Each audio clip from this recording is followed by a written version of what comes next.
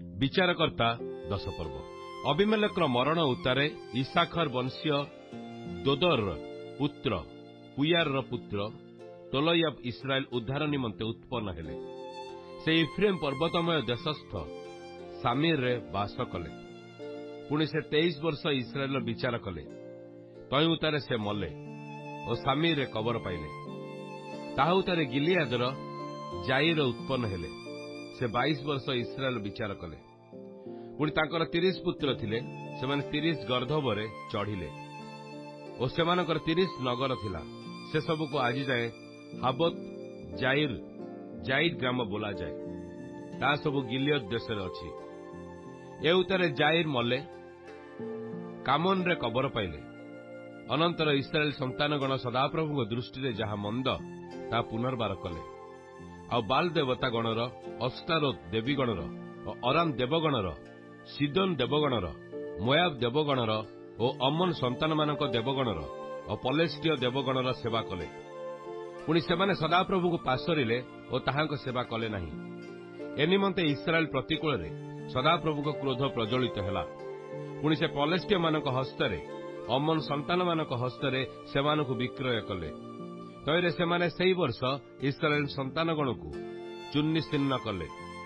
ସେମାନେ 18 ବର୍ଷ ପର୍ଯ୍ୟନ୍ତ ଜର୍ଦ୍ଦାନ ପାରିସ୍ଥ ଗିଲିୟଦର ଅନ୍ତର୍ଗତ ଇମୋରିୟ ଦେଶ ନିବାସୀ ସମସ୍ତ ଇସ୍ରାଏଲ ସନ୍ତାନ ପ୍ରତି ଏପରି କଲେ।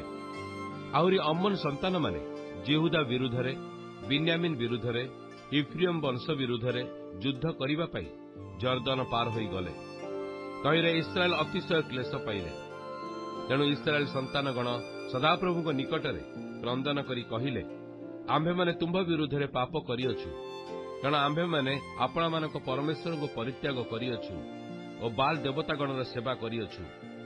କହିଲେ ସଦାପ୍ରଭୁ ଓ ଇସ୍ରାଏଲ ସନ୍ତାନଗଣକୁ କହିଲେ, ଆମ୍ଭେ କି ମିଶ୍ରୀୟମାନଙ୍କଠାରୁ ଓ ଇମୋରିୟମାନଙ୍କଠାରୁ, ଅମନ ସନ୍ତାନମାନଙ୍କଠାରୁ ଓ ପଲେଷ୍ଟିୟମାନଙ୍କଠାରୁ ତୁମ୍ଭମାନଙ୍କୁ ଉଦ୍ଧାର କରିନାହୁଁ?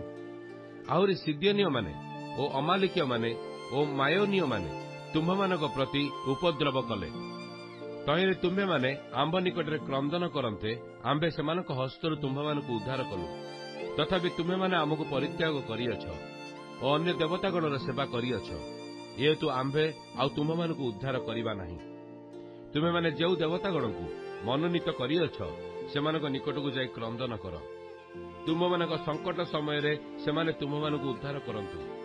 ଏଥିରେ ଇସ୍ରାଏଲ ସନ୍ତାନମାନେ ସଦାପ୍ରଭୁଙ୍କୁ କହିଲେ, ଆମ୍ଭେମାନେ ପାପ କରିଅଛୁ। ତୁମ୍ଭକୁ ଯାହା କିଛି ଭଲ ଦିଶେ ତାହା ଆମ୍ଭମାନଙ୍କ ପ୍ରତି କର ପଛେ, ମାତ୍ର ଆମ୍ଭେମାନେ ବିନୟ କରୁଅଛୁ, ଆଜି ଆମ୍ଭମାନଙ୍କୁ ରକ୍ଷା କର। ଏ ଉତ୍ତାରେ ସେମାନେ ଆପଣମାନଙ୍କ ମଧ୍ୟରୁ ବିଦେଶୀ ଓ ଦେବତାଗଣକୁ ଦୂର କରି ସଦାପ୍ରଭୁଙ୍କର ସେବା କଲେ। ତହିଁରେ ଇସ୍ରାଏଲର ଦୁଃଖରେ ତାହାଙ୍କର ପ୍ରାଣ ଅସ୍ଥିର ହେଲା। ସେ ସମୟରେ ଅମନ ସନ୍ତାନଗଣ ଏକତ୍ରିତ ହୋଇ ଗିଲିୟଦରେ ଛାଉଣି ସ୍ଥାପନ କରିଥିଲେ। ପୁଣି ଇସ୍ରାଏଲ ସନ୍ତାନମାନେ ଏକତ୍ରିତ ହୋଇ ମିଶେପରେ ଛାଉଣି ସ୍ଥାପନ କରିଥିଲେ। ତହୁଁ ଗିଲିୟଦର ଲୋକମାନେ ଅର୍ଥାତ୍ ଅଧିପତିମାନେ ଏକକୁ ଆରକ କହିଲେ, ଅମନ ସନ୍ତାନମାନଙ୍କ ସଙ୍ଗରେ କିଏ ଯୁଦ୍ଧ ଆରମ୍ଭ କରିବ? ସେ ଗିଲିୟଦ ନିବାସୀ ସମସ୍ତ ଲୋକଙ୍କର ମସ୍ତକ ସ୍ୱରୂପ ହେବ।